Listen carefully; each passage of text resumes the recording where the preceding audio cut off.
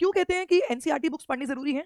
किसी भी teaching exam को क्लियर कर लो, सीडीपी के लिए, पेडागोजी के लिए आपको एनसीईआरटी बुक्स पढ़नी पड़ेंगी, लेकिन कैसे? यहाँ पर एनसीईआरटी की अगर आप करिकुलम की बात करें, एनसीईआरटी ने अपनी बुक को रिवाइज किया है और आपको 4th और 7th क्लास की एनसीईआरटी की बुक आपको अप्रैल की लास्ट में देखने को मिलेंगी। ये सभी को मालूम है, लेकिन मैं क्यों बार-बार इस बात पर जोर दे रही हूँ कि एनसीईआरटी पढ़ोगे तभी आपकी सीडीपी स्ट्रांग होगी, क्योंकि जो एनसीईआरटी आ गई है, जो एनसीईआरटी की बुक्स आ गई हैं, वो आपका एनसीएफएससी जो आपका एनईपी 2020 के अंतर्गत नया एनसीएफ आया था, ये उस पर आधारित है। एनसीएफ कहता है कि बच्चों को जो भी आप पढ़ाएंगे वो उसकी रियल लाइफ से कनेक्ट करते पढ़ाइए। आप बच्चे को जो उसकी विविधता है उसके अनुसार पढ़ाइए। आपको मालूम है कि जो एनसीईआरटी की आपकी हिंदी की बुक है 3rd 4th 5th की यानी कि प्रिपरेटरी स्टेज की, उसका नाम क्या है? तो उसका नाम है वीणा। वीणा क्या है? ये एक इंस्ट्रूमेंट है जो हमें शांति देता है। वहीं जो आपकी एनसीईआरटी की इंग्लिश की बुक है उसका क्या नाम है? उसका नाम है संतूर। संतूर भी एक इंस्ट्रूमेंट है। क्यों रखा गया इंग्लिश का नाम संतूर? क्योंकि ये इंस्ट्रूमेंट वो है जो आपकी विविधता को दर्शाता है, और संतूर जब बजता है ना बेटा,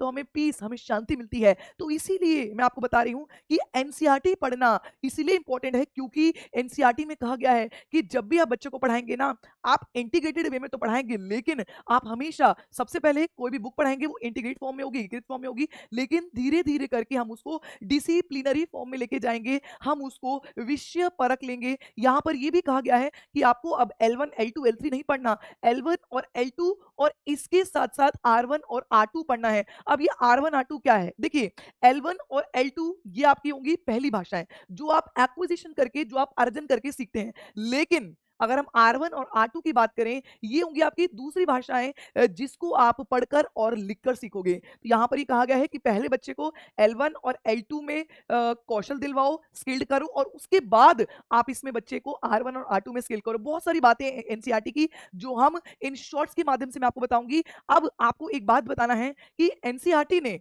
जो नई बुक्स निकाली हैं, इसके अंदर एनसीईआरटी ने मल्टीलिंगुअल कैरेक्टर की बात की है। तो आपको ये बात बतानी है कि मल्टीलिंगुअल जो ये कैरेक्टर की बात की है, ये आपके लिए एक रिसोर्स है या फिर ये आपके लिए एक बाधा है? यानी कि मल्टीलिंगुअल होना ये आपके लिए संसाधन है या फिर ये आपके लिए एक बाधा है? तो मैं उम्मीद करती हूँ कि आप सभी कमेंट करके इसका आंसर मुझे जरूर देंगे, और यही चीजें हैं जो आपको सीडीपी में महारत हासिल कराएगी। तो नई एनसीईआरटी पे फोकस कीजिए।